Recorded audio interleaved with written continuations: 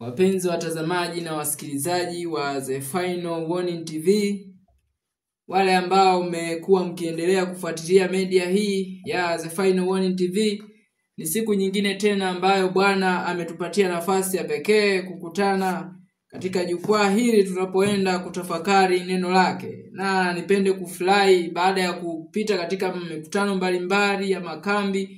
Naamini watoto wa Bwana tumebarikiwa kama ambavyo tumebarikiwa kwa masomo mbalimbali ambayo tumejifunza. Kwa hakika yamekuwa ni mbaraka katika maisha yetu tunapozidi kupiga hatua kuelekea msalaba wa Calvary. Na leo tutakuwa na somo lingine, somo la pekee sana. Leo tutaenda kujifunza ujumbe ambao utaendelea kutuonesha ni nini ambacho tunapaswa kufanya, lakini ni nini ambacho tunapaswa ni nini ambacho ni cha muhimu sana kwetu kukifanya katika wakati kama huu. Kumbuka ni wakati muhimu ambao tunaishi, wapenzi watazamaji, ambapo majaliwa ya watu wengi waliojazana katika ulimwengu huu karibu yataamuliwa. Na leo tutaenda kuona kitu cha wapenzi watazamaji, utakuwa ni ujumbe, kengele ya mwisho kwa Waadventista wa Sabato. This will be the last bell. Kengele ya mwisho kwa Waadventista wa Sabato. Kuonyesha kabisa ulimwengu huu unaelekea mwisho, wapenzi watazamaji. Yesu yu mlangoni. Yesu anakuja tena. Yesu yu mlangoni. Ujumbe huu ambao ni habari njema ya furaha. Habari njema ya furaha kuu. Kristo anakuja. Yesu yu mlangoni. Na kama ambavyo tumekuwa tukipita kwa mfululizo wa masomo mengi yaliyopita, tumekuwa tukitafuta kuangalia ni wajibu gani ambao ni wa kwetu sisi kufanya. Kwa hiyo kwa wewe ambaye hujafuatilia masomo yaliyopita, pitia masomo hayo ya makambi na masomo mengi yaliyopita. Leo tutaenda kuangalia kitu tofauti kabisa ambacho kitazidi kutuonyesha namna gani mwovu analenga kuangamiza watu, ni namna gani shetani anatafuta kila namna kuhakikisha ya kwamba wengi watakutwa wakiwa wamelala. Yesu alisema kesheni basi ili Bwana ajapo asiwakute mkiwa mnalala. Tupige magoti kwa ajili ya ombi. Baba yetu mtakatifu, Baba wa mbinguni, ni wakati mwingine wa thamani ambao umetupatia watoto wako tujifunze kweli za neno lako. Tunajinyenyekeza miguuni pako tukiomba msamaha, tukiomba rehema Bwana. Wakati umekwisha. Lakini bado hatujajiandaa kuonana na wewe. Tusaidie Yesu. Tunapoenda kujifunza maneno yako katika jioni ya leo, msikilizaji pamoja nami na mtazamaji wetu kupitia media hii ya The Final Warning TV, mwingine ni mara yake ya kwanza kabisa kwa nadra anakutana na ujumbe huu, Bwana, tunakusii ukazungumze nasi. Mioyo yetu ikaguswe tunapoenda kusikia maneno yako. Dhamiri zetu zikachomwa tunapoenda kusikia maneno yako. Lakini Baba, isiishie kuwa ni msisimko tu wa muda.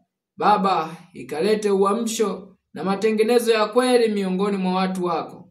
Uamsho ule ulioahidi, matengenezo yale ulioahidi Bwana. Tunakusii kuanzia leo na siku nyingi ambazo tutazidi kujifunza, wakati utakaotupatia Bwana, ukalete uamsho ndani ya mioyo yetu na katika maisha yetu na katika kila nyanja ya maisha yetu. Baba, neema zako na huruma zako kutupatia nafasi hii kujifunza ukweli wa thamani, kupitia jina lako Yesu tunaomba tukishukuru. Amen. Katika kitabu cha Timotheo, msikilizaji, tuanze na kitabu cha Timotheo. Tunaambiwa maneno yafuatayo. Leo tutaenda kuona kitu cha pekee kabisa. Timotheo, waraka wa Timotheo wa pili, sura ya 3 na mstari wa 12, anasema, na wote wapendao kuishi maisha ya utauwa katika Kristo Yesu wataudhiwa. 13 anasema, lakini watu wabaya na wadanganyaji wataendelea na kuzidi kuwa waovu, wakidanganya na kudanganyika. Siku hizi za mwisho, mpenzi mtazamaji, madanganyo ya mwovu yatakuwa mengi mno. Nenda sura inayofuata, Timotheo wa pili, sura ya 4 mstari wa 3 anasema, maana utakuja wakati watakapoyakataa mafundisho yenye uzima, ila kwa kuzifuata nia zao wenyewe watajipatia walimu makundi makundi. Kwa kuwa wana masikio ya utafiti, nao watajiepusha wasisikie yaliyo kweli na kuzigeukia hadithi za uongo. Tunaenda katika wakati ambao niseme tu tunaishi. Wakati ambao tunaishi, madanganyo ya shetani ni mengi. Upepo wa mafundisho ya uongo, hadithi. Na wale ambao wana masikio ya utafiti kutaka kufuata kila ambacho kinakuja, watasombwa na upepo huu wa mafuriko. Madanganyo ya shetani yanayokuja, tunaambiwa the great controversy chapter 37. Tunaambiwa mpinga Kristo hivi karibuni atafanya miujiza yake mbele ya macho yetu, na miujiza ambayo ataenda kuifanya itafanana kabisa na ile ambayo ni miujiza ya kweli. Je, tumejiandaa kukabiliana na adui kwa silaha ile ambayo kwa karne zote tangu Mwokozi wetu aliyeianzisha imani yetu, silaha ya pekee aliyoionyesha alipokabiliana na adui kwa ufanisi na mafanikio? Nini ambacho kilimsaidia kushinda? Ukasome katika kitabu cha Mathayo sura ya 4 mstari wa 1 mpaka wa 10, sentensi moja, jaribu la kwanza ambalo lilimlenga mwana wa Mungu kuendekeza uchu wa chakula. Yesu alilishinda. Signs of the Times, Juni 13, 1900, paragrafu ya 4 na 5. Inatuambia ni namna gani mwana wa Mungu alilishinda jaribu la uchu wa chakula. Jaribu la kwanza kabisa, ikiwa ndiyo mwana wa Mungu, geuza mawe haya yawe mkate. Mwana wa Mungu alimjibuje? It is written, imeandikwa. Mtu hataishi kwa mkate tu. Jaribu la kwanza la kuendekeza uchu wa chakula, mwana wa Mungu alilishinda, ingawa kwa sababu ya funga ya siku 40 akiwa na njaa, lakini alishinda jaribu. Signs of the Times inatuambia mwanadamu akiwa mwenye nguvu, Adam mwenye nguvu, aliyeumbwa mkamilifu, akiwa ana njaa, between the meal, katikati ya milo, akashindwa na jaribu la uchu wa chakula. Jaribu la kwanza. Lakini Kristo alilishindaje jaribu hili? It is written, imeandikwa. Neno la Mungu ni silaha ya pekee iliyomsaidia mwana wa Mungu kupata ushindi, na ndiyo silaha ya pekee ambayo wote ambao wanatarajia kupata ushindi katika pambano hili la mwisho la mgogoro kati ya movu, kati ya shetani mfalme wa giza na Kristo mfalme wa uzima, watashinda kwa kutumia silaha hiyo. Neno la Mungu ni upanga ukatao kuwili, Waebrania 4 mstari wa 12. Jaribu la pili, mwana wa Mungu anatazamishwa kwa anasa na mafanikio ya mali za ulimwengu huu. Nini alikijibu? No. Jaribu la pili, mwana wa Mungu anawekwa katika mahali pa kujiinua, kiburi, juu ya mnara, jitupe. Wewe ni mhubiri unayejua unabii. Aliletewa katika jaribu la kuendekeza kiburi na kujiinua. Mwana wa Mungu alishinda kwa sentensi ile, it is written, imeandikwa. Twende Petro wa kwanza. Ninakuwekea msingi mpenzi mtazamaji, na by the way somo hili ambalo tutaenda kuliangalia siku ya leo ni huenda ikawa ni mwendelezo wa series kadhaa. Tutaona kwa kina hiki ambacho tutaenda kukiangalia kwa kiasi kidogo kulingana na changamoto fulani ambazo ziko juu ya uwezo. Tutaangalia kwa kiasi fulani somo hili leo, lakini mbele tutazidi kuchimba kwa kina tuone ni nini ambacho Mungu anatamani tukitambue kupitia matukio mbalimbali ambayo anayoruhusu yanapotokea katika ulimwengu huu. Patriarch and Prophets and Kings page 277 anatuambia matukio haya ni mawakala wa Mungu ambao Mungu anawatuma ili kuwaamsha wanaume na wanawake wapate kuona hatari iliyo mbele yao. Kila tukio ambalo linaenea ulimwenguni kote lina sababu maalum kwa watu wa Mungu. Huenda usielewe leo, utaelewa mbele ya safari. Twende kitabu cha Petro wa kwanza sura ya 5 mstari wa 6. Sikia, anasema hivi. Waraka wa kwanza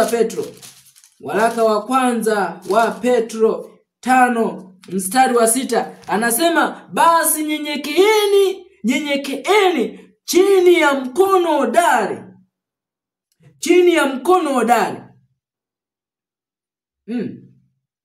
Tuanze mstari wa 5.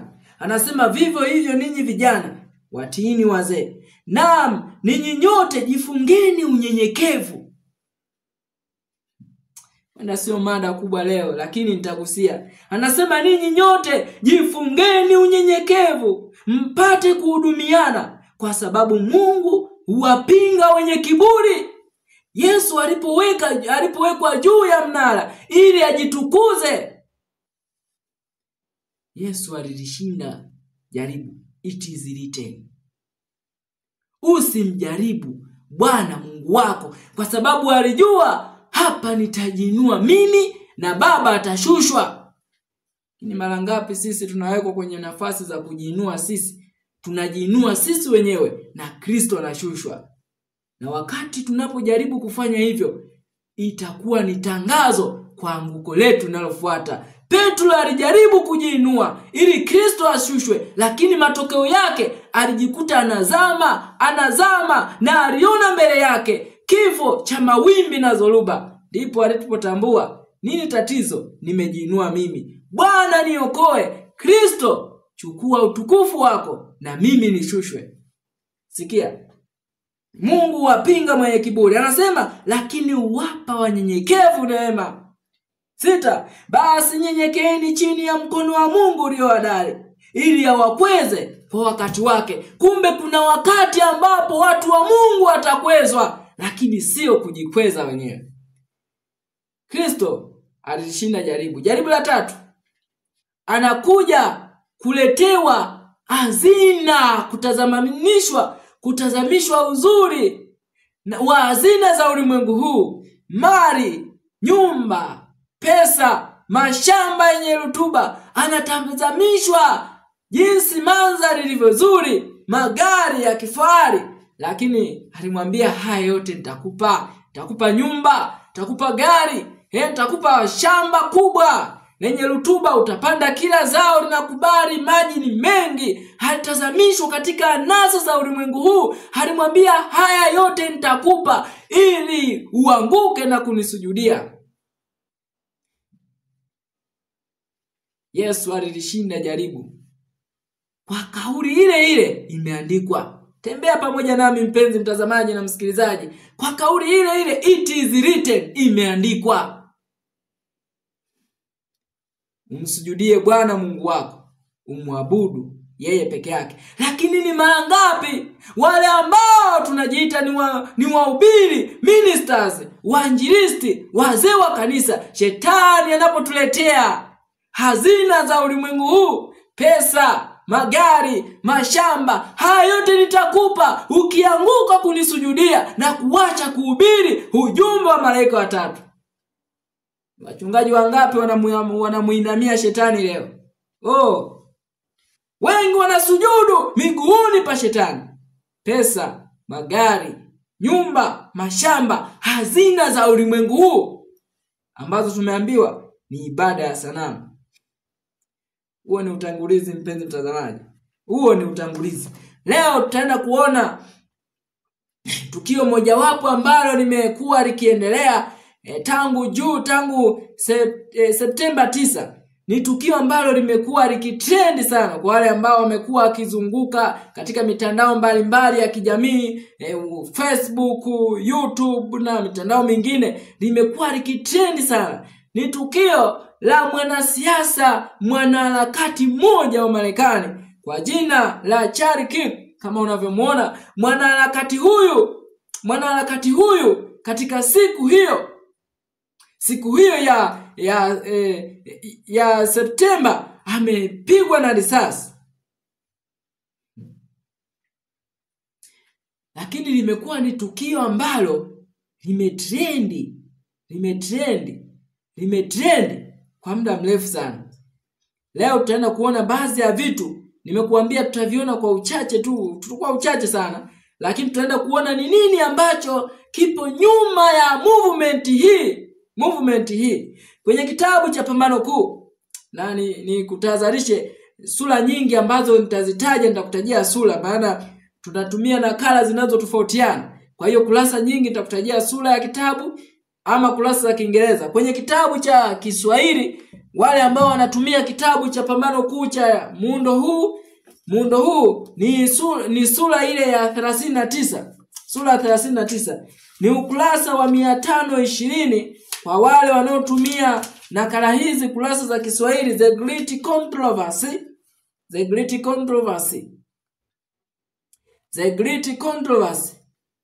page 629 631 kurasa 629 kwa wale wanaotumia Kiingereza ama 630 hapo. Lakini Kiswahili twende ni ukurasa wa 521 aya ya mwisho, lakini nitaenda kusoma sentensi inayopatikana kwenye ukurasa wa 522 aya yake ya kwanza yuko juu. Anasema mwisho utakuja kwa kasi sana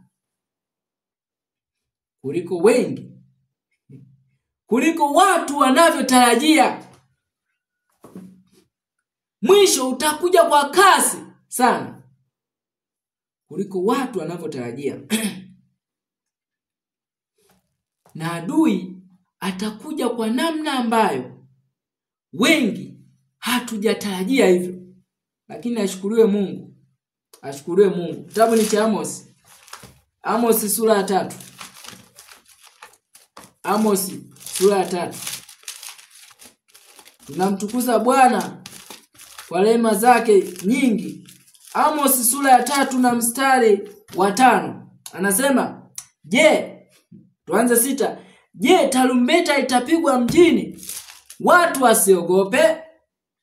Mji utapatikana na hali mbaya asiyoileta Bwana? Hakika Bwana Mungu hatafanya neno lolote bila kuwafunulia watumishi wake manabii siri yake. Tunamshukuru Mungu kwa sababu siri nyingi ambazo mwovu anazipanga katika vyumba vya siri kupitia mawakala wake, malaika watakatifu wanatumwa kufuatilia na kuwajulisha watumishi wake, kama alivyofanya kwa Yohana. Yesu alimkabidhi malaika na malaika akamkabidhi Yohana ujumbe kwa ajili ya watu wa Mungu, ambao leo tunasoma kitabu cha Ufunuo na mtiririko ule unatumika. Yesu anawafunulia malaika zake siri ambazo shetani anazipanga kwa ajili ya kuangamiza watu wa Mungu, na malaika kwa uaminifu na kwa upendo mkuu wanawafunulia watu wa Mungu. Tazameni hatari hii, waambieni watu nini kipo nyuma ya haya. Sasa mwanasiasa huyu, nimekwambia leo tutaenda kuangalia kwa uchache, si kwa kina sana. Tutaenda kuona kwa uchache sana. Hatutaona kwa kina kulingana na changamoto ambazo ziko juu ya uwezo wetu. Kwa hiyo leo tutaangalia kwa kiasi, lakini tutazidi kujifunza ukweli huu. Utaona mwanasiasa ama ni mwanaharakati huyo Charlie Kirk, ambaye pia ni mwanzilishi wa taasisi inayoitwa Turning Point USA, lakini pia Turning Point Action. Na Turning Point USA co-founder ndio huyu ambaye anaitwa Charlie Kirk. Taasisi hiyo ilianzishwa tangu mwaka 2012.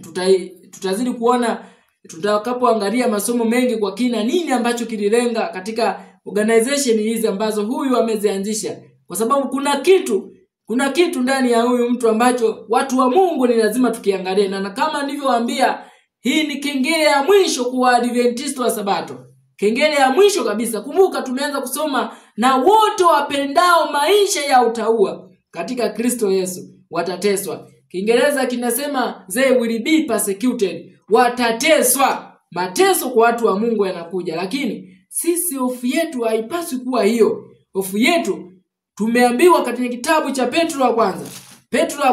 Sikia, hofu yetu kubwa iko wapi mpenzi mtazamaji? Na naamini hii ndiyo hofu ya kila msafiri wa kuelekea mbinguni, sio kuyaogopa mateso.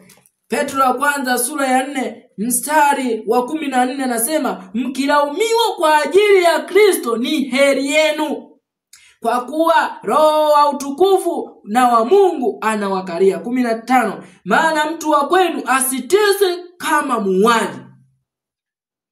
Hiyo ndio hofu yetu mpenzi mtazamaji. Hatupaswi kuteswa kama wauaji, kama wezi, kama mafisadi na wanyang'anyi na kila namna. Tunaambiwa maana mtu wa kwenu asiteswe kama muuaji, kama mdanganyifu, kama ni kila namna, asiteswe kwa ajili ya hayo. Bali kwa namna gani? Anasema au mwivi, au mtenda mabaya, au kama mtu ajishughulishaye na mambo ya watu wengine. Mwadventista msabato, Mkristo mwaminifu asiteswe kwa ajili ya mambo haya. Kama ni kwa ajili ya wizi, ni heri uogope, usiteswe kama mwizi. Kama ni kwa ajili ya udanganyifu, ufisadi, kuto kutenda haki, ni heri uogope, kwa sababu utateswa na kuangamizwa katika utekelezaji wa hukumu na ukuja. 16 anasema, lakini ikiwa kwa sababu ni Mkristo, asione haya, asione aibu ikiwa atateswa na kulaumiwa na kushutumiwa na kutukanwa kwa sababu ni Mkristo. Asione aibu. Asione aibu. Sikia, anasema bali amtukuze Mungu katika jina hilo. Kumbe kupitia haya yote tunamtukuza Mungu tunapotukanwa kwa ajili ya kusema ukweli. Let not your heart be oppressed. Usianze kunyong'onyea na kuona kana kwamba haufai kabisa wakati unapoteswa kwa ajili ya kusema ukweli. Mtukuze Mungu kwa ajili ya jina hilo. Hiyo ndio ujumbe wa Mungu kwa kila ambaye atakabiliwa na mateso tunapokwenda. Lakini anakabiliwa na mateso, manyanyaso na kila namna. Tunaambiwa mtu wa kwenu asiteswe kama muuaji, kama mwizi, kama mtenda mabaya, ama ajishughulishaye na mambo ya watu wengine. Mtu wa kwenu asiteswe kwa ajili ya hayo. Lakini tumeshatahadharishwa. Yesu alituambia mtachukiwa na watu wote na mataifa yote kwa ajili ya jina langu. Lakini nini kingine alisema? Itafikia wakati ulimwengu utawachukia watu wa Mungu kwa kuwatesa na kuwaua. They will not tolerate to live with them. Hawatavumilia kuishi pamoja nao. Hawatavumilia. Lakini tunapomuona huyu ndugu Charlie aliteswa, alipigwa risasi.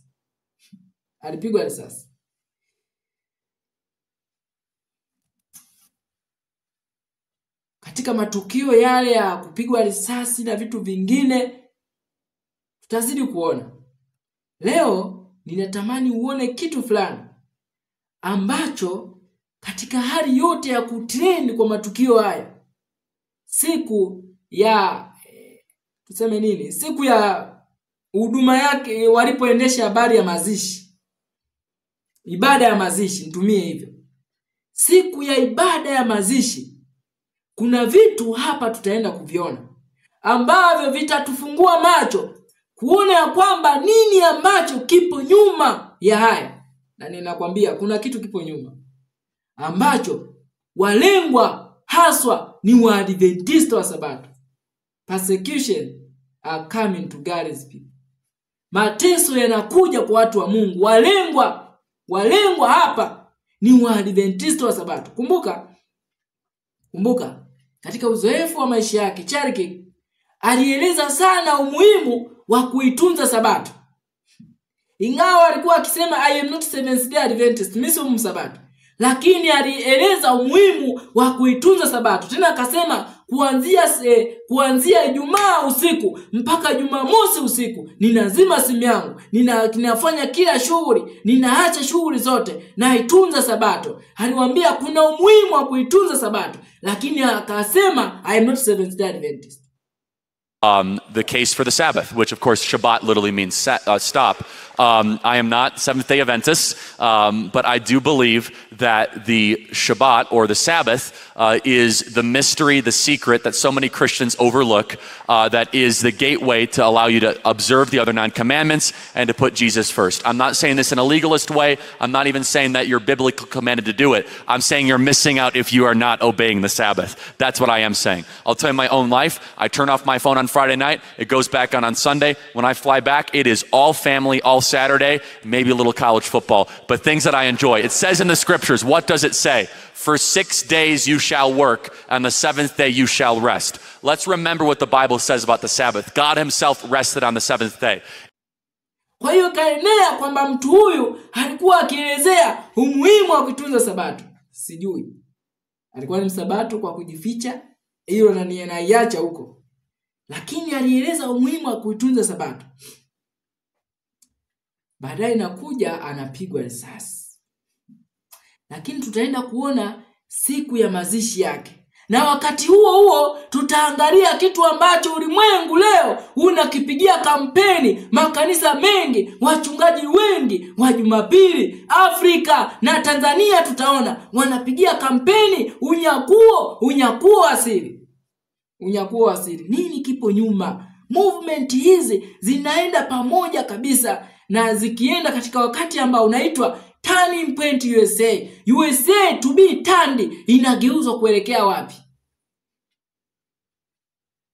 Sikia. Bible Echo. Hili ni gazeti ama chapisho linaloitwa The Bible Echo. Bible Echo, Agosti 26, 1895, paragraph ya 11. Sikiliza, turning point. Anasema hivi: kuna nyakati ambazo ni hatua za mabadiliko katika historia ya mataifa na ya kanisa. Anasema hatua za mabadiliko, turning point.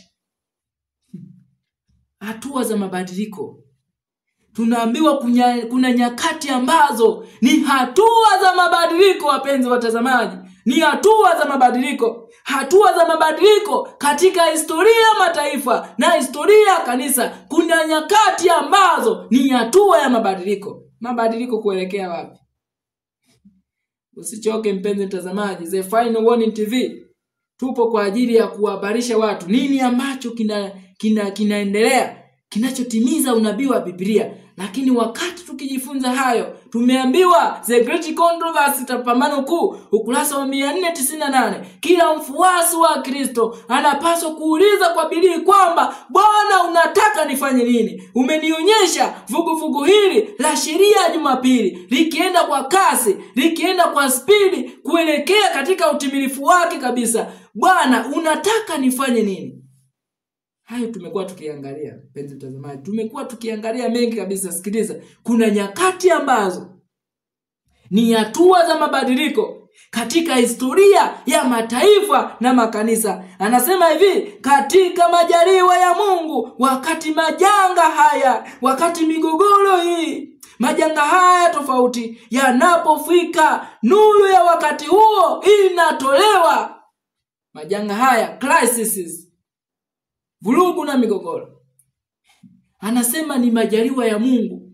Wakati migogoro hii inapotokea, Pike ametuambia hawa ni mawakala wa Mungu, wapate kuwaamsha watu wa Mungu wajue hatari iliyo mbele yao. Lakini tunaambiwa katikati ya majanga haya, Mungu anafunua nuru inayohitajika wakati huo. Kuna watu hawaamini ya kwamba there is present truth now. Kuna ukweli wa leo sasa. Sema kweli nyingine zipo tu, zili neno la Mungu ni hilo hilo. Acha waimbe hivyo hivyo. Sikia. Acha waimbe hivyo hivyo. Anasema ikipokelewa kuna maendeleo ya kiroho. Nuru ambayo Mungu anaitoa kwa wakati huo, kama itapokelewa, tunaambiwa italeta maendeleo ya kiroho. Sikiliza, pause hapo. Twende kitabu cha Pambano Kuu. Ukurasa wa 505. Wewe unayetumia Kiswahili, nitatumia nukuu nyingi Kiswahili mpenzi mtazamaji. Sura ya 38. Onyo la mwisho kwa ulimwengu. 505, The Great Controversy, page 609, 610. Aya kwanza 505. Nitasoma katikati ya mistari katika hiyo ya aya kwanza. Anasema hivi. Anasema vipindi mbalimbali katika historia ya kanisa, kila kimoja kimebainishwa kwa kuendeleza ukweli fulani maalum uliolingana na mahitaji muhimu ya watu wa Mungu kwa wakati huo. Kila ukweli mpya umetengeneza njia yake kwa kukabiliana na chuki na upinzani. New truth. Ukweli mpya, lakini si mpya kana kwamba haukuwahi kuwepo. Ni mpya kumaanisha kwamba una matumizi kwa kizazi hicho. Leo Adamu asingewahubiri watu kuikwepa alama ya mnyama wakati haikuwepo kipindi kile. Sikia, hiki ndicho tumeambiwa kwenye Bible Echo. Twende pamoja. Anasema hivi, wale waliobarikiwa na nuru yake, waliojaribiwa na kupimwa. Bwana anatoa ukweli maalum kwa watu wakati wa dharura. Ukweli maalum, special truth to people. Ukweli maalum kwa watu wakati wa dharura. Kumbe kuna kipindi cha dharura na Bwana anatoa ukweli maalum unaohitajika kwa mahitaji ya dharura hiyo. Sikia, anasema ni nani anayesubutu kukataa kutangaza ukweli huo? Nani anayesubutu? Sikia, kama utasubutu kufanya hivyo, sikiliza, anasema anawaamuru watumishi wake kueleza mwaliko wa mwisho wa rehema kwa ulimwengu, kwa sababu ulimwengu unaelekea mwisho. Anawaalika watumishi wake kueleza mwaliko wa mwisho wa nuru, mwaliko wa mwisho wa rehema kwa ulimwengu. Rehema kwa ulimwengu. Mjumbe Nuhu katika siku 7 za mwisho, Nuhu alihubiri kwa machozi kuambia watu, kimbieni. Ingieni kwenye safina wapenzi, ingieni kwenye safina. Siku 7 zimesalia. Get into the ark. Set your house in order. Miaka michache imesalia. Tengenezeni nyumba zenu. Vunjeni, ondoeni magomvi na vurugu na kutokuwa na maelewano katika nyumba zenu. Nuhu aliwahubiri watu kwa machozi kwamba it is time husband and his wife to sit in the same table. Ni wakati ambao familia lazima zikusanyike kusema Bwana, inatosha. Tumeishi kama mashetani kwa muda mwingi, inatosha. Nuhu aliwahubiri watu kwa machozi. Sikiliza, anasema Mungu anawaamuru watumishi wake kueleza mwaliko wa mwisho wa rehema kwa ulimwengu. Kwa nini mwaliko wa mwisho wa rehema? Rehema inaenda kufungwa. Saa inafika ambapo rehema itafungwa. Hakutakuwa na fursa ya kutubu na kuacha dhambi. Hakutakuwa na fursa ya kusema baba, mama aanze kupatana na watoto wake. There will be no another opportunity. Now it is a time. Hakutakuwa na wakati. Leo nafasi ipo, tunatukanana kufokeana na nini. Saa inafika mtoto atatamani kupatana na baba yake ambaye amechukiana naye kwa miaka, hasa alimiani naye. Atatamani, time will be up. Baba atatamani kupatana na watoto wake, lakini hakutakuwa na wakati. baba atatamani kupatana na mama, hakutakuwa na wakati. Ni sasa wakati huo ambapo watu wanapaswa kukaa pamoja kusema it is enough. Hiyo ni majaliwa ya Bwana. Sikia, anasema hivi, hawawezi kuendelea kunyamaza. I cannot continue to stop telling you God's truth. Sitanyamaza. Watumishi wa Bwana hawawezi kuendelea kunyamaza, kuelezea uhalisia wa mambo, kiwango halisi, kiwango kinachohitajika kwa watu wa Mungu kukifikia kabla ya kukabiliana na hatari iliyokuu iliyo mbele yetu. Anasema hawawezi kuendelea kunyamaza isipokuwa kwa kuhatarisha roho zao. Mjumbe wa Mungu, mchungaji, umewekwa katika mtaa washiriki 3,000, lakini kwa sababu ya kuendekeza tumbo unaficha ukweli. Kwa sababu ya kuendekeza ubinafsi na ulafi na ulevi na masumbufu ya maisha haya, unaficha ukweli, unahatarisha roho yako. Sikia, anasema hivi, mabalozi wa Kristo hawana la kufanya juu ya matokeo. We have nothing to do for the effect. Hatuna la kufanya. Sikia, anasema ni lazima watimize wajibu wao na kumwachia Mungu matokeo. Sisi ni kutimiza wajibu. Bwana amesema sema kwa sababu ni yeye aliyeamuru. Sikia, Turning Point USA. Huu ni wakati wa nyakati za mabadiliko. Tunaambiwa zitakuja katika historia ya mataifa na historia ya kanisa, na tunaishi kwa wakati huo viongozi wa Marekani wanapohimiza Turning Point USA ibadilike. Tutaona kwa kina, mpenzi mtazamaji. Endelea kufuatilia The Final Warning TV. Anasema hivi, kama ukweli huo ukipokelewa, utaleta maendeleo ya kiroho. Ukikataliwa, mpolomoko wa kiroho na ajali ya meli kufuata, kuzama kwa meli. Wakati ukweli wa thamani, ukweli wa dharura unapotolewa, unaohitajika kwa ajili ya wakati huu, unapohitajika kwa ajili ya kizazi hiki, kila anayeukataa anajithibitisha mwenyewe kupolomoka kiroho na kwenda kuzama kama meli. Twende pamoja.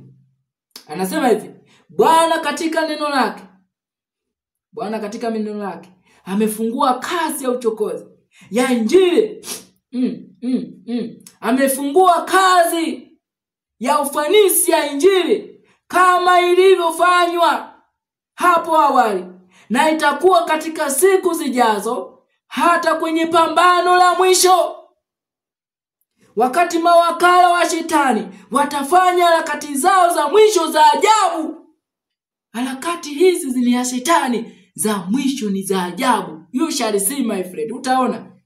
Utaona ni nini ambacho kupitia huyu mwanasiasa, mwanaharakati wa Marekani, Charlie Kirk, ulimwengu unaandaliwa kwa kina, kwa kasi kwenda katika jaribu la sheria ya Jumapili. Lakini si sheria ya Jumapili tu, ibada ya umizimu. Utaenda kuona ibada ya umizimu. Ulimwengu unaongozwa kuabudu mizimu, wapenzi watazamaji, spiritualism. Na tumeambiwa kwa makosa mawili, the great controversy, sura ya 36, impending conflict, ukurasa wa 486. Kiingereza utaona sura ya 36. Anasema kwa makosa mawili, kutokufa kwa roho na utakatifu wa Jumapili, shetani atawaleta watu wengi katika madanganyo yake. Kutokufa kwa roho, spiritualism, utakatifu wa Jumapili, ibada ya sanamu. Sikia, tuendelea na Bible wako. Anasema hivi, harakati za ajabu. Kutokana na neno hilo tunaelewa kwamba majeshi sasa yanafanya kazi ambayo yataleta pambano kuu la mwisho kati ya wema na uovu, kati ya shetani mkuu wa giza na Kristo mkuu wa uzima. Lakini ushindi unaokuja kwa watu wa Mungu, ushindi unaokuja kwa watu wanaompenda na kumcha Mungu, ni hakika kama vile kiti chake cha enzi kilivyowekwa mbinguni. Unajua, harakati hizo zinakuja kuthibitisha kwamba tunaelekea mwisho, lakini ushindi kwa watu wanaompenda na kumcha Mungu utakuwa ni uhakika kama vile kiti cha enzi kilivyowekwa mbinguni. USA turning point. Turning point USA. Utaona siku ya ibada ya mazishi ya huyu anayemuita mwanaharakati, aliyekuwa mwanaharakati maarufu, mwanaharakati wa kisiasa. Viongozi waliongea mengi sana. Nitakuwekea machache na wengine tutaona mbele ya safari. Leo tutaona kama utangulizi. Viongozi waliongea mengi. Tukianza na kiongozi mkuu Donald Trump. Ni sauti yake. Tunahitaji kuileta dini katika Marekani. Tunahitaji kumrudisha Mungu katika taifa letu zuri. Lakini swali litakuja, ni Mungu gani? We have to bring back religion to America, because without borders, law and order, and religion, you really don't have a country anymore. We want religion brought back to America. We want to bring God back into our beautiful USA like never before. We want God back. Ni Mungu gani huyu ambaye anasema taifa hili kama lisipokuwa na Mungu, lisipokuwa na mipaka na sheria, hatutakuwa na taifa tena? Ni Mungu gani? Ni Mungu gani? Tutaenda kuona, mpenzi mtazamaji, ni Mungu gani? Kitabu cha Pambano Kuu. Kitabu cha Pambano Kuu. Ni Mungu gani huyu ambaye Amerika inadai kwamba inataka kumrudisha? Ni Mungu gani? Sikia 486. Bwana ameona tuisome hii. Sikiliza. The Great Controversy, page 587, 588. 486 Pambano Kuu, aya ya mwisho kabisa. Anasema kupitia makosa makubwa mawili, kutokufa kwa roho na utakatifu wa Jumapili, shetani ataweka watu chini ya udanganyifu wake. Wakati kosa la kwanza linaweka msingi wa umizimu, kosa la pili linatengeneza mkataba wa kukubaliana na Rubi. Anasema Waprotestanti wa Marekani, sikiliza kwa makini hapa. Waprotestanti wa Marekani watakuwa wa kwanza katika kunyoosha mikono yao, kuvuka shimo kubwa, kushika mkono wa umizimu. The Protestant of America will be the first one. Waprotestanti wa Marekani watakuwa wa kwanza kufanya kitu gani? Anasema watakuwa wa kwanza kunyosha mikono yao, kuvuka shimo kubwa, kushika mkono wa umizimu. Nakumbuka umizimu una kazi moja tu. Haya mambo yanaendana, mpenzi mtazamaji. Haya mambo yanachukuana. Umizimu una kazi moja tu. Tumeambiwa The Great Controversy. Tutaisoma muda fulani. Kama Mungu akiruhusu leo tutaisoma, muda wetu ukitosha. Tumeambiwa shetani atakuja kuigiza ujio wa Kristo, ujio wa Yesu. Umizimu utatumika kutekeleza kusudi hili. Waprotestanti wa Marekani watakuwa wa kwanza kunyosha mkono wao, kuvuka shimo kubwa na kukumbatia umizimu. Sikia, haijaisha hapo. Anasema hivi, watafikia rindi kuu la kushika mikono na mamlaka ya Roma. Nitakuonyesha leo misingi na maandalizi ya kunyosha mikono yao, kushika kwenye mamlaka ya Roma. Twende pamoja. Anasema na chini ya ushawishi wa muungano huu wa sehemu tatu, nchi hii itafika katika nyayo za Rumi katika kukanyaga haki za dhamiri.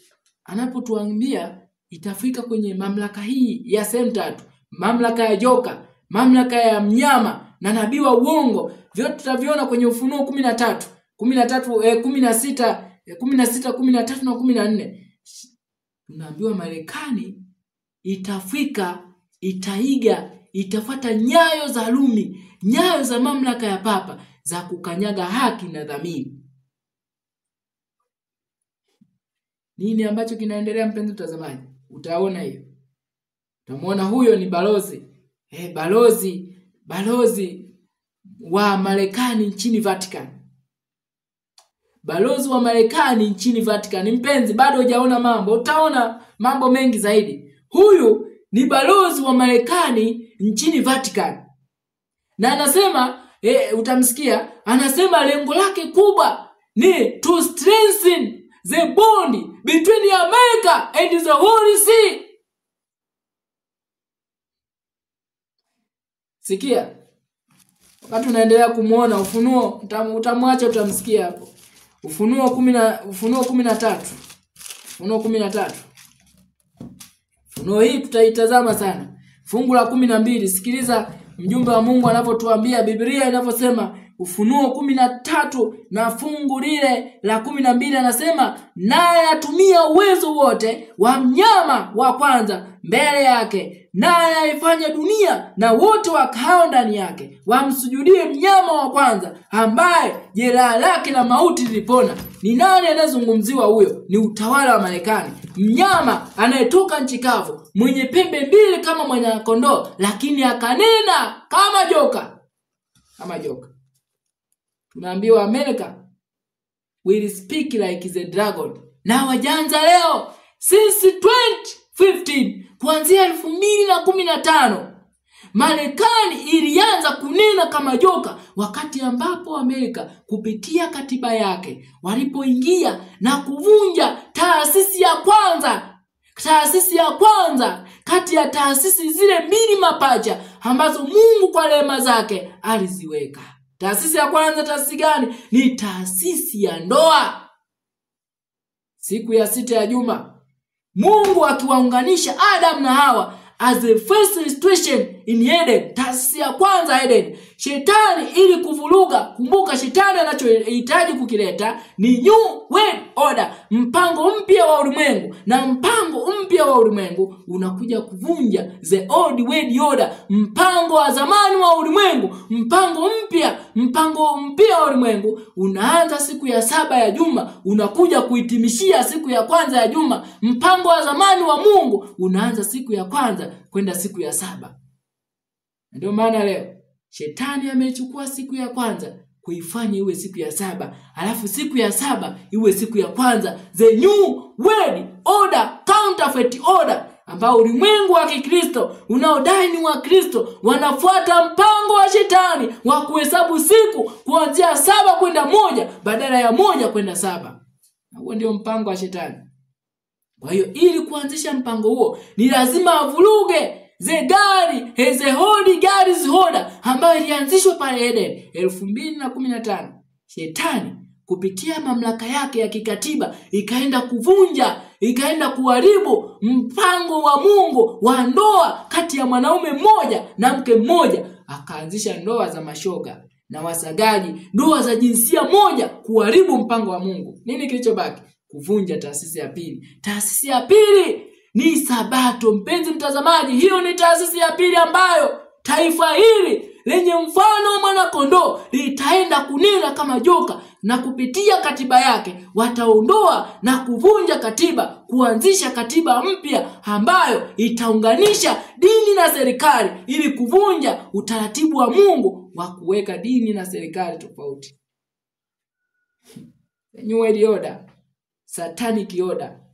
Na mpango huu utaenda kuvuruga. Na ndio maana unaona leo shetani hachezi mbali, ana mpango wa kuvuruga familia kwa kiasi cha juu, na kila familia ambayo haitakuwa macho kupitia maombi ya bidii. Adventist Home inasema maombi hata ya kulia kwa watu wote wawili atasombwa na mpango huu mpya wa ulimwengu. Sikia. Huyu anasema My mission is to strengthen the bond between America, United States, and the Holy See.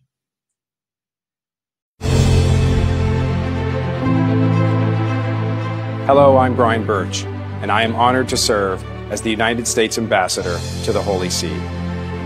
My wife Sarah and I, and 5 of our 9 children recently arrived here in Rome, and we are already enjoying the sights, sounds, and food and culture.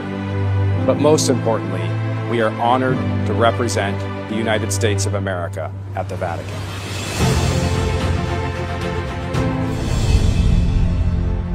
As ambassador, my mission is to strengthen the bonds between the United States and the Holy See. I am proud to help advance President Trump's priorities in helping to bring about peace in some of the most difficult places across the globe.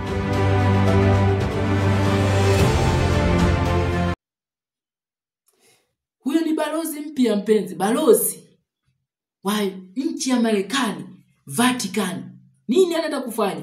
Kwenda kuimarisha mpenzi. Tumeambiwa ya kwamba Amerika, wa Protestant wa Marekani watakuwa wa kwanza kunyosha mikono yao, kuvuka shimo kubwa na kukumbatia umizimu. Watafuata mfano wa Roman Katoliki, na msingi tayari umeshawekwa. Balozi wa Marekani nchini Vatican, Seventh-day Adventist, kila Mwadventista msabato ambaye amepata neema ya kusikia ujumbe huu, it is time to wake up. Ni wakati wa kuamka. Get your hammers. Weka silaha zako tayari mpenzi mtazamaji. Weka silaha zako tayari. Tutazidi kuangalia Bwana anataka tufanye nini.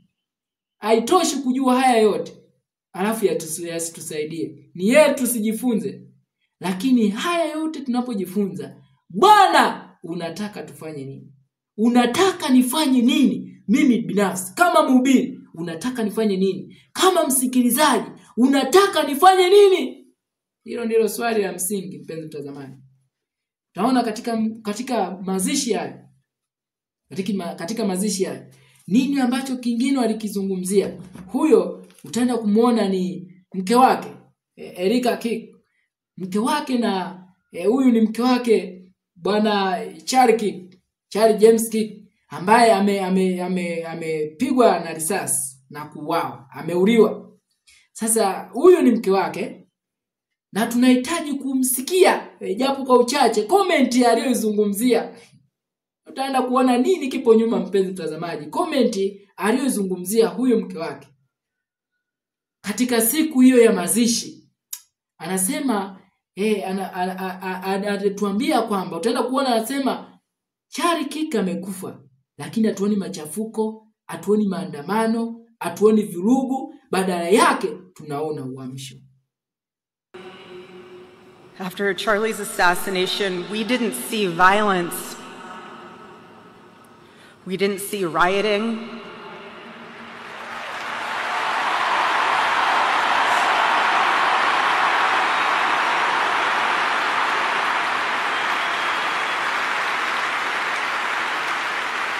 We didn't see revolution.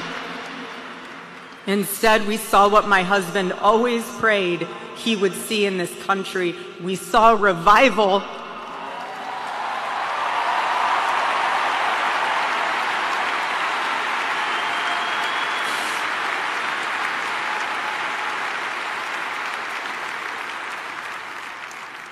This past week, we saw people open a Bible for the first time in a decade.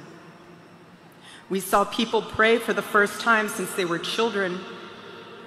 We saw people go to a church service for the first time in their entire lives. Anasema tunaona uamsho. Tunaona watu wakienda kanisani mara ya kwanza kwa miongo mingi, wakifunua Biblia, watu wakiomba. Lakini kitu kingine, sikia, utaona shetani analeta counterfeit inayofanana na ukweli. Tenda kuona. Kitu kingine anasema familia zinakusanyika. Baba anaanza kukusanyika na watoto wake. Baba anaanza kukusanya na watoto wake. Nini ambacho anakitangaza shetani? Sikia, ujumbe wa malaika watatu. Elia watatu tunaambiwa atakapokuja atakuja na ujumbe usemao, set thy house in order. Tengeneza mambo ya nyumbani mwako. Na nini kingine kitaletwa? Anasema tunashuhudia uamsho.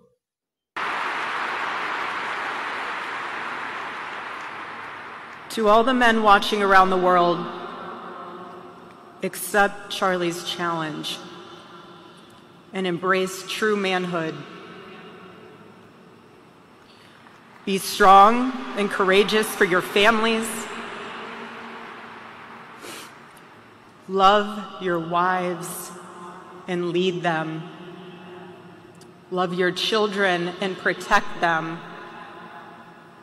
Be the spiritual head of your home. But please be a leader worth following. Your wife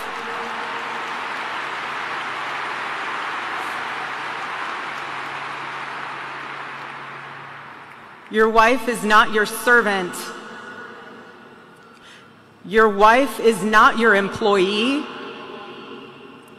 Your wife is not your slave. She is your helper. You are not rivals. You are one flesh working together for the glory of God.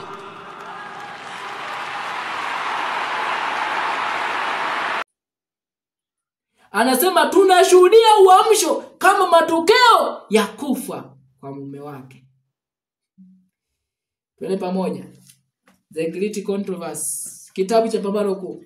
Kitabu cha Pambano Kuu. Tufike hapo. Ukurasa wa 385. 385 sura ile ya 27. 385. The Great Controversy. Page 463. 464. Anasema hivi, aya ya pili ya Kiswahili. Ijapokuwa kushuka kwa imani na uchaji wa Mungu kumeenea makanisani, lakini kuna wafuasi wa kweli wa Kristo katika makanisa haya. Nisikilize. Anasema kabla ya kuja kwa hukumu ya Mungu ya mwisho duniani, kutakuwepo miongoni mwa watu wa Bwana uamsho na utauwa ule wa kale ambao haujawahi kushuhudiwa tangu nyakati za mitume. Kuna uamsho na kuja ambao haujawahi kushuhudiwa tangu nyakati za mitume. Tunaambiwa hii ni kabla ya kuja kwa hukumu za Mungu katika ulimwengu huu. Huyu kiongozi mwanaharakati aliyekufa, tunaambiwa watu wanasema badala ya kushuhudia machafuko, vurugu, kelele, anasema tunashuhudia uamsho. Tunashuhudia watu wakisoma Biblia, watu wakienda kanisani, watu wakiomba, watu wakikusanyika na familia zao, kwamba familia zimeona umuhimu. Ona umuhimu. Sikia anasema anawasi wanaume akiambiwa wapendeni wake zenu. Mke wako sio mtumwa, mke wako sio mjakazi, mke wako ni msaidizi wako wa dhamani. Nini ambacho shetani anakizungumza? Counterfeit message of a second Elijah. Ni ujumbe ni ujumbe bandia wa Elia wa mwisho. Jumbe bandia wa Elia wa mwisho. Ndicho shetani anachokidhihirisha hapa. Set thy house in order. Uamsho, the great revival. Anasema tunashuhudia uamsho mkubwa, the great awakening, uamsho mkubwa wa kidini. Naweza kumsikia kiongozi. That in the final moment that Western civilization was saved through Charlie's sacrifice in the only way possible. By returning the people to Almighty God.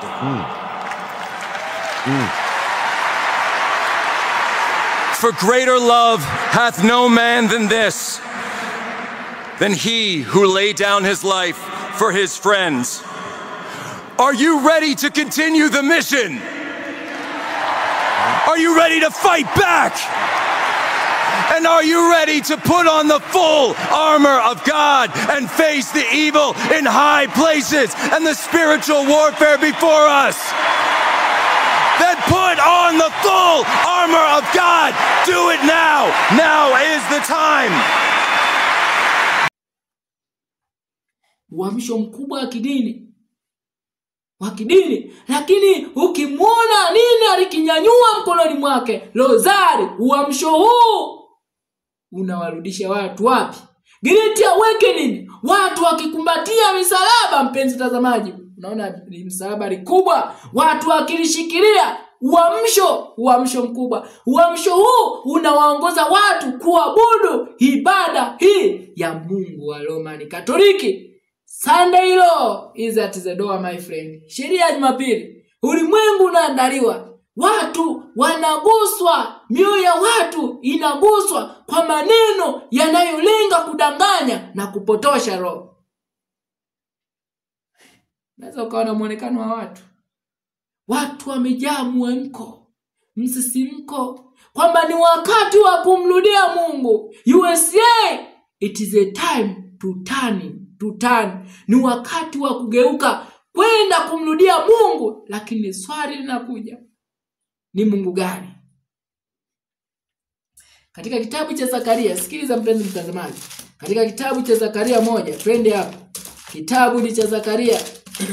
Kitabu cha Zakaria, tufike kitabu ni cha Zakaria 1 na mstari wa 3. Bwana anasema mstari wa 3. Tutarudi hapo kwenye pambano kuu. Twende mstari wa 3, Zakaria 1. Anasema hivi: basi uambie Bwana wa majeshi asema hivi, nirudieni mimi asema Bwana wa majeshi, nami nitawarudia ninyi asema Bwana wa majeshi. Nirudieni mimi. Ndio ujumbe wa Mungu kupitia Zakaria kwa ulimwengu, kupitia wajumbe wake wa siku hizi za mwisho. Wanapaswa kuambia watu kumrudia Mungu. Lakini hii ya Marekani ni Mungu gani? Tutaona mpenzi mtazamaji. Watasema ni Mungu gani? Kiongozi huyu anaonyesha ishara ya kunyanyua rozari juu, kwamba huyu Mungu tunayemrudia ni Mungu anayeabudiwa na anayeabudiwa kwa imani ya rozari. Mungu wa Kikatoliki. Great Revival. Sikia. Anasema kuna uamsho unakuja. Anasema hivi twende pamoja. Roho na nguvu ya Mungu vitamwagwa juu ya watoto wake. Katika wakati huo, watu wengi watajitenga wao wenyewe kutoka katika makanisa hayo ambamo kuupenda ulimwengu huu kumechukua nafasi ya kumpenda Mungu na neno lake. Uamsho huu utawaita watu kutoka katika makanisa, kutoka katika majengo ya makanisa, mikusanyiko inayokusanyika kwa kama desturi ya kila siku ya ibada. Wataitwa kwenye makanisa ambayo kumpenda Mungu, kupenda anasa za ulimwengu kumechukua nafasi ya kumpenda Mungu na neno lake. Nataka nikwambie, hata ndani ya makanisa ya Kisabato, makanisa mengi, watumishi wake, washiriki kwa wachungaji wataitwa. Sasa unisikilize kwa makini. Tukasema huyu mtumishi anasema watu watoke Babeli. Sikiliza, narudia kusoma. Anasema hivi. Anasema katika wakati huo watu wengi watajitenga wao wenyewe kutoka katika makanisa hayo ambamo kuupenda ulimwengu huu kumechukua nafasi ya kumpenda Mungu na neno lake. Makanisa hayo ya Kisabato hayapo? Mengi makanisa ya Kisabato ni ya washiriki waliojaa na wachungaji wapenda ulimwengu, ulafi na ulevi na masumbufu ya maisha haya. Wataitwa kwa sababu wanashindwa kuhubiri ukweli. Wachungaji wataitwa kuhudumu kama self-supported ministry, kama independent ministers wataitwa. Wainjilisti wataitwa kufanya kazi kama independent ministry, wakitegemezwa na Mungu mwenyewe. Sikia. Anasema hivi: watu wengi wote wachungaji kwa washiriki watazipokea kwa kufurahia kweli hizo kuu ambazo Mungu amezitoa na kuruhusu zitangazwe kwa wakati huu, ili kuandaa watu kwa ajili ya kuja kwa Bwana mara ya pili. Kumbe kusudi la kuwaita, sikia, Sunday keepers, watunza Jumapili, hawawezi kuandaa watu kwa kuja kwa Bwana mara ya pili. Ninarudia tena, watunza Jumapili iwe ni wahubiri ama washiriki, hawawezi kuandaa watu kwa kuja kwa Bwana mara ya pili, kwa sababu wanawapeleka watu chumba cha kwanza, mahali ambapo Yesu hayupo. Na hii ndio sababu wasingeweza kustahimili jaribu ambalo wote ambao ni Waadventista wa Sabato wanaitwa kulistahimili kabla ya kufungwa kwa rehema. Jaribu gani? Jaribu la kuishi pasipokuwa na doa katika ulimwengu huu. Victory over sin. Watunza Jumapili hawawezi kustahimili jaribu hilo, kwa sababu mahali walipo yule mwenye uwezo wa kuwapatia nguvu ya kushinda kila jaribu hayupo pale.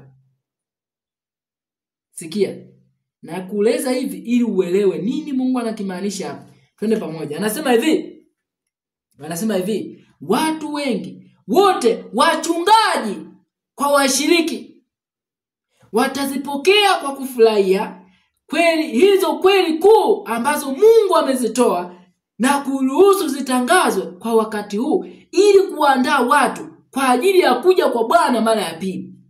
Kwa ni watu gani hao? Watunza Sabato, Waadventista wa Sabato, ambao mfumo kama mfumo wa General Conference umejifungamanisha na ulimwengu na sheria za kiulimwengu, na kiasi kwamba zimejibana wao wenyewe kushindwa kutangaza kweli zile muhimu ambazo Mungu amelipatia kanisa zitangazwe katika wakati huu. Kama matokeo yake, Mungu anainua watu wengine walio tayari kunyenyekea na kufundishwa na Mungu ili kwenda kuandaa watu kusimama katika siku ya Bwana. Siku gani?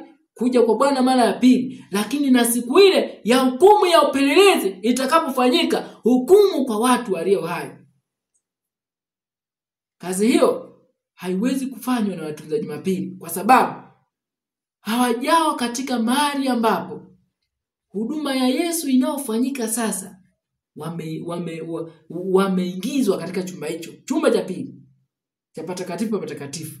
Kwa sababu ya kutoingia katika uzoefu wa huduma hiyo, hawataweza kuandaa watu kusimama katika siku ya vita ya Bwana, siku ya mwisho. Ni nani hao wanaozungumziwa? Ni mimi na wewe, Waadventista wa Sabato. Sikiliza. Anasema hivi, adui wa roho. Hapa ndipo hitaji uone wakati hayo yanafanyika, Mungu akiandaa kundi lake kwa ajili ya kazi yake, shetani hajalala. Nini anachotaka kufanya? Nisikilize. Anasema adui wa roho anakusudia kuzuia kazi hii. Kusudi lake anahitaji kuizuia hii kazi ya kuleta uamsho na utaua kwa watu wa Mungu, uamsho unaowaita watu kujitenga na ulimwengu, kuachana na nasa zake na dhambi zake na kila miunganiko inayowafungamanisha na shetani. Ujumbe huu unaowaita watu kutoka huko. Anasema shetani, adui wa roho, anakusudia kuzuia kazi hii. Kwa namna gani? Twende pamoja. Anasema hivi, adui wa roho anakusudia kuzuia kazi hii, na kabla ya muda wa vuguvugu hilo kuadia, anajitahidi kuizuia kwa kutumia njia ya kuigiza. Vuguvugu hilo la uamsho, nataka nikuambie, hilo vuguvugu litazidi kuendelea na litaendelea na litazidi kuwa kubwa shetani anapozidi kufurukuta. Na tumeambiwa shetani atafurukuta pale tu atakaposikia watu wakiinua sauti zao kusema, nifanye nini nipate kuurithi uzima wa milele. Ndipo shetani atainuka. Ndipo shetani atafurukuta kuanza kusema ya kwamba, kuanza kutumia nguvu zake zote ili kuzuia watu ambao wamejitoa kuuliza, nifanye nini nipate kuurithi uzima wa milele. Twende pamoja. Anasema hivi, anajitahidi kuizuia kwa kutumia njia ya kuigiza. Katika makanisa yale atakayoweza kuyaweka chini ya mamlaka yake, kwa udanganyifu atafanya ionekane kwamba mbaraka maalumu wa Mungu umemwagwa. Sikiliza. Katika mkutano huu unaweza ukaona kundi kubwa la watu. Huo uwanja ni zaidi ya 100,000. Mamilioni ya watu wakitazama mitandaoni. Mamilioni ya watu wanaamini kwamba kupitia mwanaharakati huyu Charlie Kirk ameleta uamsho mkubwa wa kidini ndani ya Amerika na ulimwengu wote. Uamsho. Lakini sikia, huu ni uamsho wa adui, mpenzi mtazamaji. Uamsho wa kweli haujawahi kupendwa na watu wengi. Hiyo ni siri na kupatia. Uamsho wa kweli haujawahi kupendwa na watu wengi. Yesu alikuwa ni mhubiri aliyeleta uamsho, aliyekuwa na ujumbe uliochoma mioyo ya watu, lakini hakumpenda watu wengi. Hakumpenda watu wengi. Uamsho wa kweli haujawahi kupendwa na kufurahiwa na viongozi na maelfu ya watu ulimwenguni. Huu ni uamsho wa adui, mpenzi mtazamaji. Uamsho usiofungamana na matengenezo. Uamsho wa msisimko, miemko. Tutaenda kumsikia mhubiri mmoja wa Kiswahili tutakapoenda kuishia segment hii. Sikia. Anasema hivi. Katika makanisa hayo wataamini kwamba ukweli wa mbaraka wa Mungu ulioahidiwa umemwagwa. Nini kitakuwepo? Anasema kutakuwepo na udhihirisho wa kile kitakachodhaniwa kuwa ni mwamko mkuu wa kidini. Hiki ndicho kinachotokea, mpenzi mtazamaji.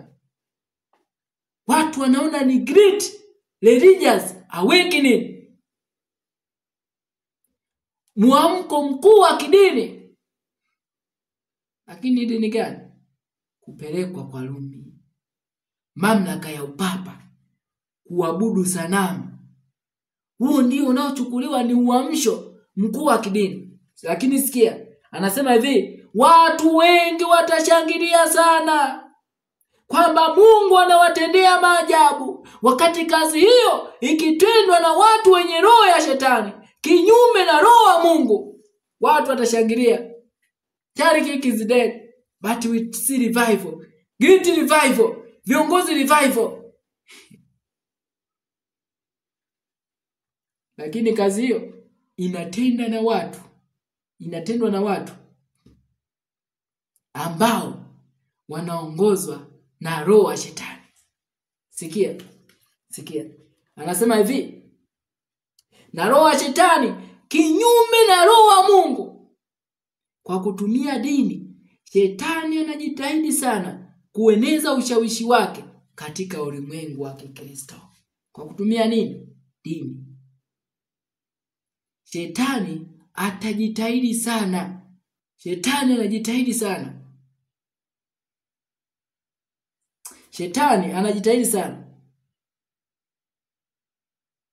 kueneza ushawishi wake katika ulimwengu wa Kikristo. Ni nini anachokitumia? Dini. Nataka nikuambie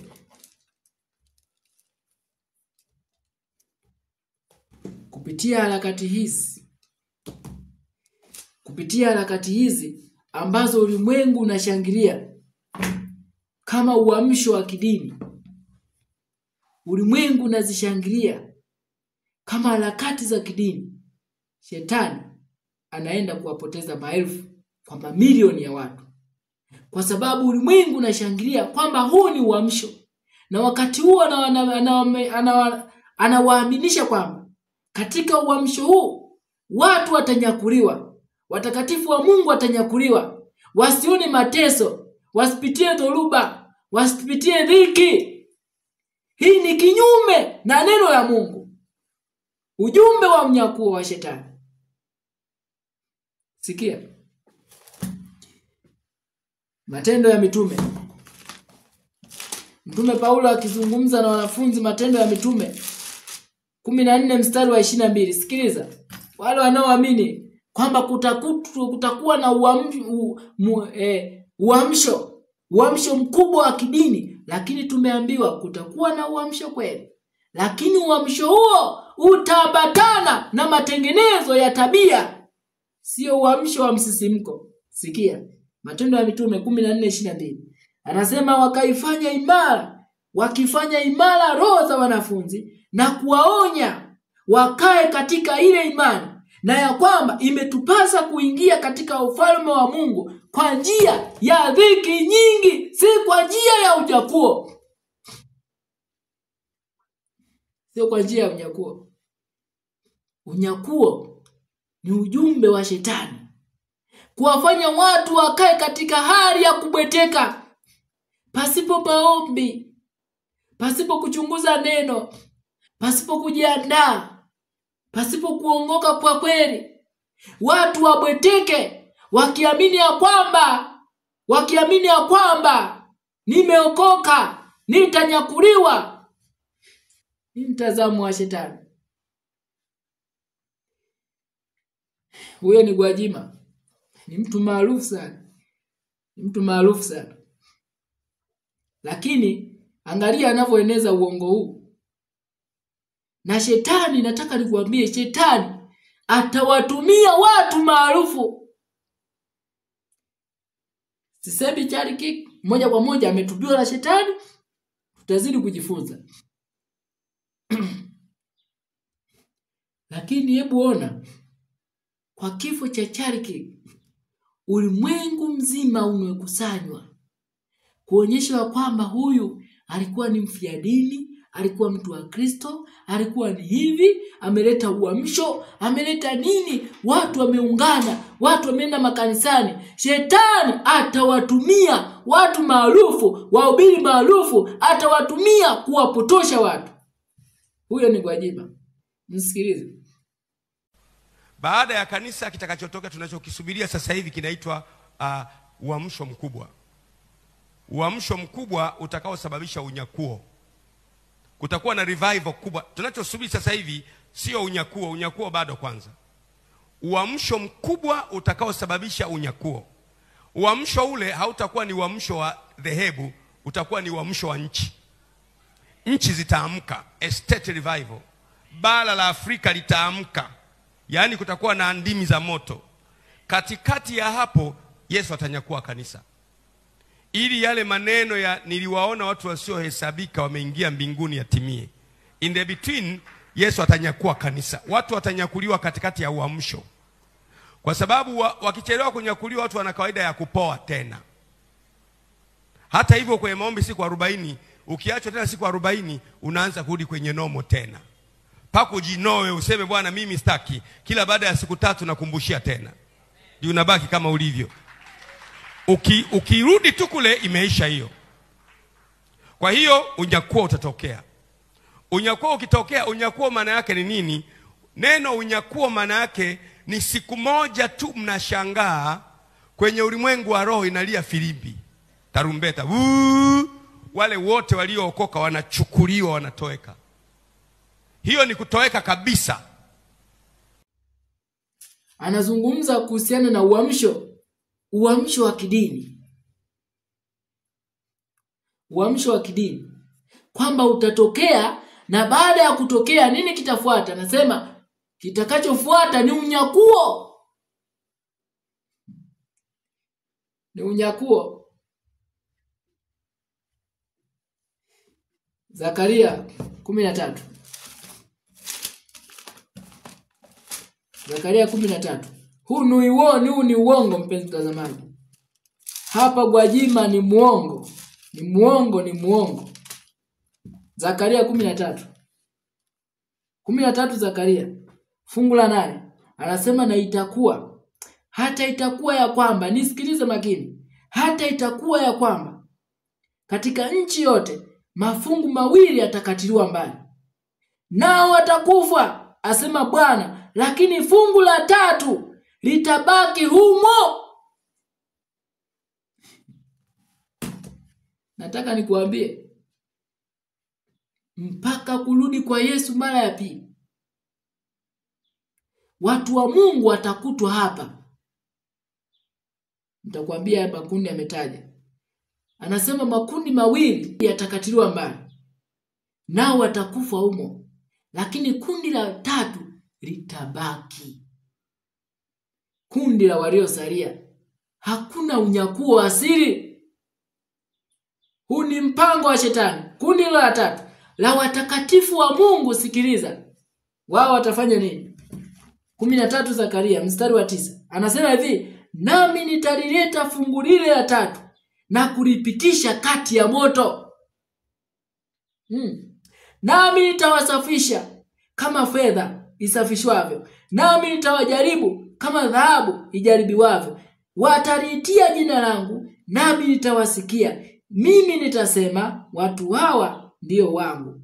Nao watasema, Bwana ndiye Mungu wangu. Wapi? Hapa katika nchi. Kundi la 3, wakati dhiki inapokuja, itakuwa ni njia ya Mungu kuwasafisha na kuwaimarisha watu wake. Gwajima, hakuna unyakuo wa asili na wafuasi wake. Hakuna unyakuo wa asili. Huu ni uongo mpenzi mtazamaji. Lakini ni mpango wa shetani kuwatazamisha watu wabweteke, wasifanye matengenezo, waendelee kuushikilia na kuamini ibada ya uongo ya kuabudu jua kupitia kuabudu siku ya kwanza ya juma, kuendeleza mpango mpya wa shetani wa kuhesabu siku kuanzia 7 kwenda 1 badala ya 1 kwenda 7. Watu wanyakuliwa, waendelee kuvunja sabato ya Bwana na kuizalilisha, alafu wanyakuliwe. Wapelekwe wapi?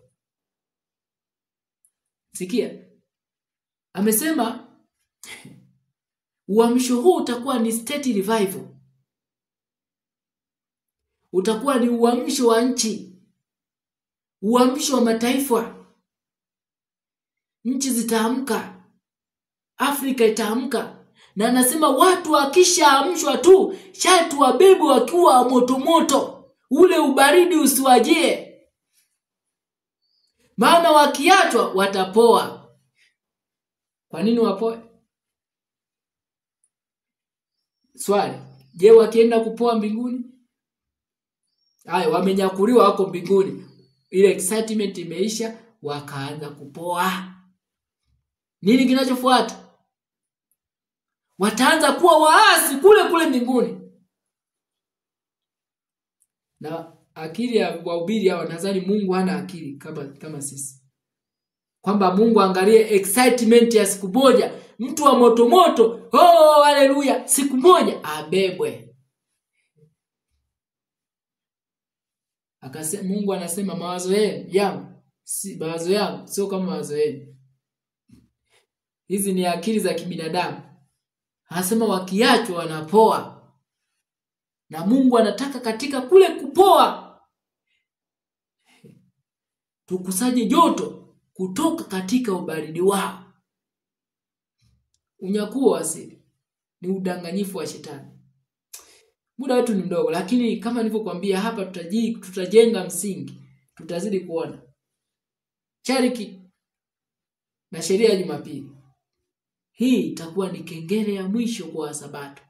Tusipoamka leo, hatutaamka tena. Kitabu cha Pambano Kuu. Kama tusipoamka leo wapendwa, hatutaamka tena. Mungu anatudhihirishia kweli za muhimu. Anatuonyesha hatua za adui zinavyokuja, adui anavyokuja nyayo zake, lakini bado tutalala.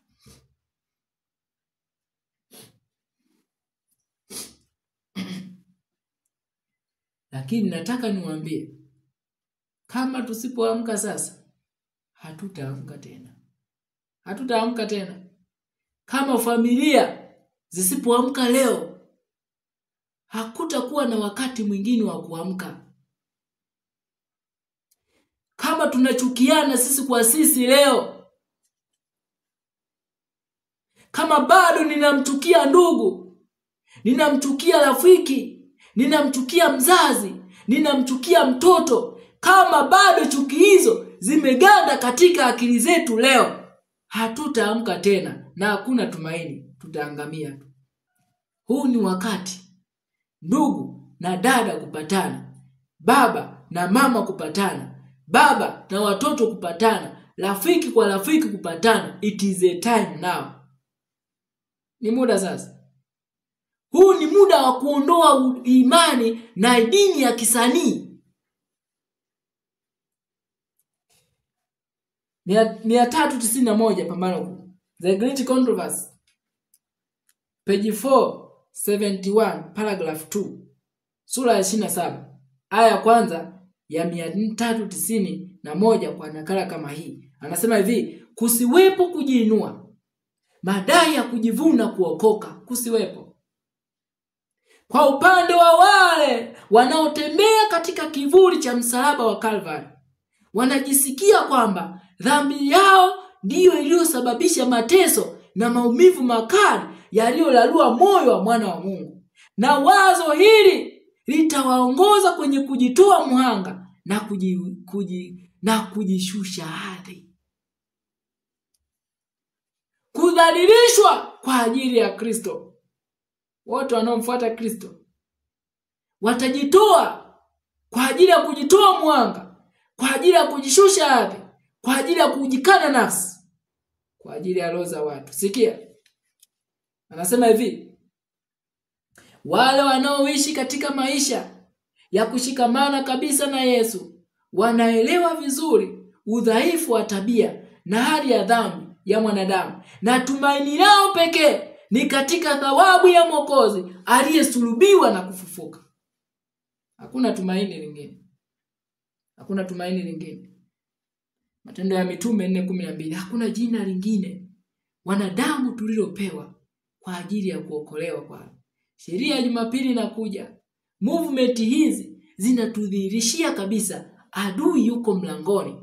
Sheria ya Jumapili mko mlangoni. Mwisho huu mlangoni. Lakini swali linakuja kwetu. Tumejiandaa?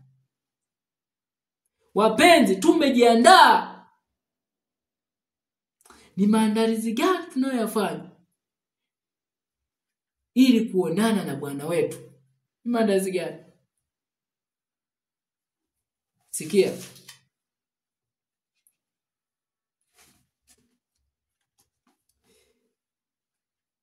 Kurasa 384 Pambano Kuu. Anasema maneno haya. Haya ndiyo matokeo ya kazi ya Roho wa Mungu.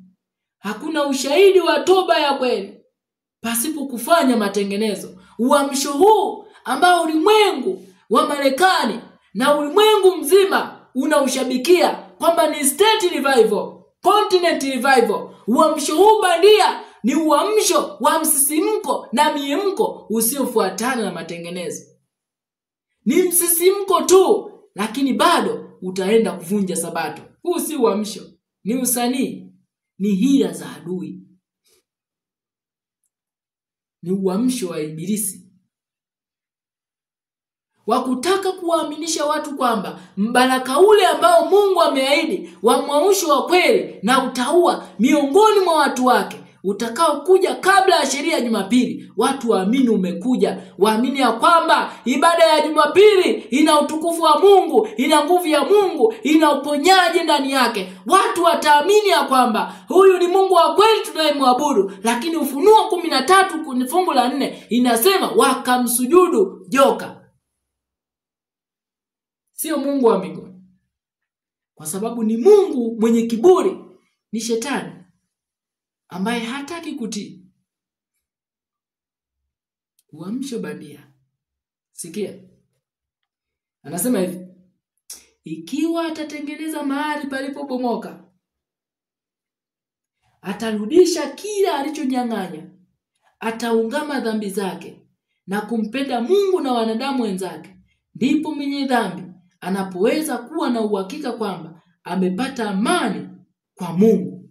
Ikiwa atatengeneza mahali palipobomoka, ikiwa atarudisha alichonyang'anya, ikiwa ataungama dhambi zake, ndipo mwenye dhambi atakapokuwa na uhakika ya kwamba amepata amani kwa Mungu. Uamsho huu wa muhemko tu na msisimko wa kulukaluka na kuimba pasipo kufanya matengenezo na utii kwa sheria na matakwa ya Mungu ni uamsho wa shetani.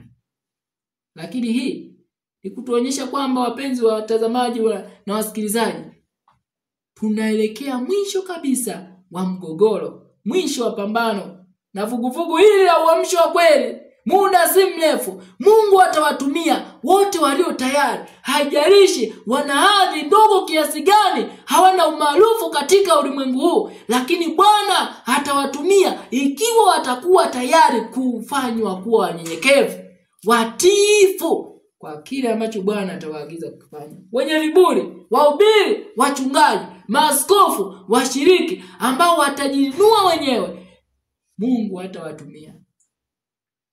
Mungu hatawatumia. Tumeambiwa Mungu huwapinga wenye kiburi. Sikia. Hayo ndiyo matokeo ambayo katika miaka ya awali yalitokana na vipindi vya uamsho wa kidini. Walitambuliwa kwa matunda yao. Walijulikana kwa kubarikiwa na Mungu katika wokovu wa watu na kuinua ubinadamu. Walitambuliwa nini? Kwa matunda yao. Leo watu wa Mungu tunatambuliwa kwa njia gani? Waadventista wa Sabato watu wanatutambuliaje? Je, kwa kunyoa panki? Ndio watu wanatambua huyu ni msabato, amenyoa kisabato. Yaani shetani amewafanya wasabato watambuliwe kwa uhuni. Leo tunatambuliwaje? Mungu anataka watutambueje.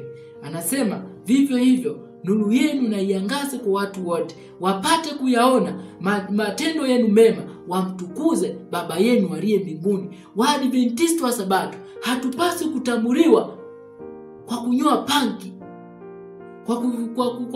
kwa kuenda tu kanisani siku ya Jumamosi, lakini siku ya kwanza mpaka ya 7 tunaishi kama mashetani. Magombano katika nyumba zetu, magombano mitaani, magombano na marafiki. Siku ya 7 tunafunga mikono. Mungu atukuzwe. Bwana anatazama unafiki tunaomfanyia, alafu tunakuja kuigiza mbele zake. Hii inapaswa ikome. Kabla ya kukutana na dhoruba iliyokuu, ni wakati wa kujichunguza mimi binafsi, wewe binafsi, kuona ni wapi ambapo sipatani na Mungu, ili nipige magoti na kulia, Bwana, iokoe roho yangu, niokoe katika saa hii, nisaidie kushinda udhaifu huu. Tunaambiwa Bwana Yesu aliahidi, wote wajao kwangu sitamtupa mtu kamwe. Yule ambaye hataweza kutengeneza maisha yake, hataweza kutengeneza tabia yake, ni kwa sababu hakukubali kwenda kwa Kristo, kwenda kupewa nguvu ya kushinda. Hakuna mtu aliyeenda kwa Kristo akaomba nguvu Yesu akamfukuza. Ni wale tu ambao hawataenda, watajitumainia nguvu zao wenyewe katika wakati huu wa mwisho, ndio ambao watashindwa kufanya matengenezo. Ndio mtazamaji, tutazidi kujifunza ni namna gani shetani atatumia matukio haya kuandaa watu kwenda kuabudu ibada ya sanamu, ibada ya kulazimisha, kwenda kusujudia na kupokea alama ya mnyama katika mikono yao na katika kipaji cha nyuso zao. Wengi wataamini kwa akili zao kabisa kwamba huu ni muujiza wa Mungu, lakini aliye nyuma ya uamsho huu bandia ni shetani mwenyewe. Tena kuona namna anavyotumia umizimu kwenda kuigiza ujio wa Yesu. Bado hujaona, tutazidi kuangalia huyu mwanaharakati ana nini kilichobebwa nyuma ambacho Mungu anatamani mimi na wewe tujifunze na kuwaeleza watu. Bwana anawaamuru watumishi wake, yeye anawaamuru watumishi wake kueleza mwaliko wa mwisho wa rehema kwa ulimwengu. Ulimwengu huu hauna muda. Hatupaswi kupoteza muda. Tunapaswa kuwaalika watu kwamba waingie kwenye safina, wajiunge na imani ya kweli, kundi ambalo linamwabudu Mungu wa kweli na Yesu Kristo aliyemtuma, watakaoweza kupewa nguvu ya kupata ushindi dhidi ya dhambi, dhidi ya majaribu, dhidi ya kiburi, dhidi ya ubinafsi, dhidi ya kila neno na tendo baya. Bwana anatamani tuwe mashuhuda.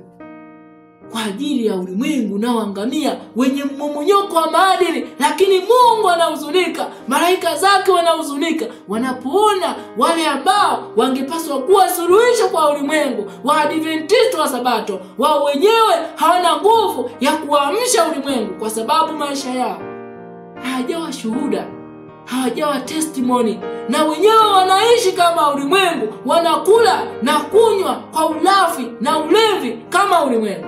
Na hao ni makuhani, ni wachungaji, ni washiriki, ni wazee wa kanisa. Mungu anahuzunika, lakini it is time to wake up. Ni wakati wa kuamka. Bwana hatubariki wote ambao tumekuwa pamoja kupitia media hii ya The Final Warning TV. Hii ni hatua moja wapo. Tutazidi kuchimba kuona ni nini Mungu anatamani tujifunze. Baba yetu anatamani tujifunze kupitia matukio haya anayoyaruhusu. Ni ujumbe gani ambao anautuma katika masikio yetu? Tunapoenda kupiga magoti na kuomba, tumdilie Mungu, wapenzi, tumdilie Mungu. Najua wengi wanatamani kufanya matengenezo, wanatamani kuachana na mazoea fulani mabaya. Huwa tunaweka namba za simu. Usiogope kuomba ushauri. Omba ushauri. It is time to wake up. Mwisho wa somo tunaweka namba za simu. Mwisho wa somo zinakuwepo namba za simu. Kwa yule anayehitaji kushauriana, usiogope kuuliza, mpenzi mtazamaji. Usiogope kuuliza. Usiogope kuomba ushauri kwa ajili ya kusaidiana katika safari hii ya kuelekea mbinguni. Wako watu wanatamani, wako watu wengi wanatamani Bwana hata waacha wale ambao kwa dhati ya mioyo yao watamdilia Mungu kwa uaminifu kwa ajili ya wokovu wa maisha yao. Bwana anajua ni wadhaifu, lakini hawajaacha kushikilia mkono wa Mungu kama Yakobo usiku mzima, na hatimaye alipata ushindi. Tupige magoti kwa ajili ya ombi. Baba yetu mwema, Baba mtakatifu, Baba uketie juu mbinguni, asante kwa wakati huu. Asante kwa neema yako. Asante kwa huruma zako. Asante kwa ujumbe wa thamani uliotupatia katika saa hii. Baba, masikio yetu yamesikia na mioyo yetu imeguswa na kuchomwa dhamiri zetu. Tusaidie kufanya mabadiliko ya kweli katika tabia na maisha yetu kwa ujumla. Saidie watoto wako wanaolia kwa ajili ya kupata amani na furaha katika familia zao. Baba, wewe pekee ndiye tabibu uwezaye kutuponya. Tuokoe ulimwengu huu unapoelekea mwisho. Mwaliko wa mwisho wa rehema unapotolewa kwetu. Tusaidie tukauitikie kwa furaha, kwa machozi, ili tuweze kufanya matengenezo na uamsho wa kweli. Tusaidie kuwasaidia wale walio gizani, wanaotamani kusikia sauti yako ya faraja ikisema katika mioyo yao. Neema yako yatosha. Asante kwa sababu utatujulisha kweli hizi za thamani, ili tuweze kujiandaa kwa kuja kwa Bwana wetu Mwokozi Yesu Kristo mara ya pili. Utujalie Baba tukae miongoni mwa wale watakaoshangilia ujio wake, sio wale watakaomkimbia. Tusaidie tutengeneze tabia inayofanana na mwanao, ili sura yako ikaakisiwe ndani yetu na ulimwengu ukajua ya kwamba tulikuwa pamoja na Yesu. Mapenzi yako yatimizwe, mapenzi yako yatimizwe kwetu katika maisha yetu na katika tabia zetu. Utusaidie Bwana tupate kushinda na kushinda kwa Yesu Kristo aliyetupenda. Ni kupitia jina lako Yesu tumeomba tukishukuru. Amen. Fikira moja tu hurejea tena,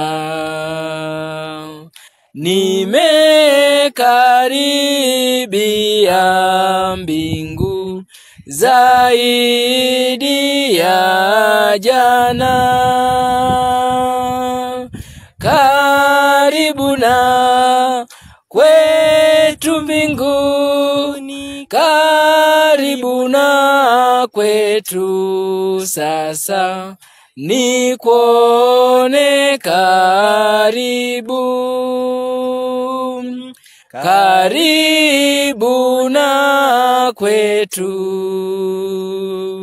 na kwenye makao kiti cha enzi cha Mungu pahali pa mto, karibu na kwetu mbinguni, karibu na kwetu sasa, ni kuone karibu. Kamilisha Yesu kuamini kwangu, nikifika mwisho wangu, nikuone karibu, karibu na kwetu mbinguni, karibu na kwetu sasa, nikuone karibu.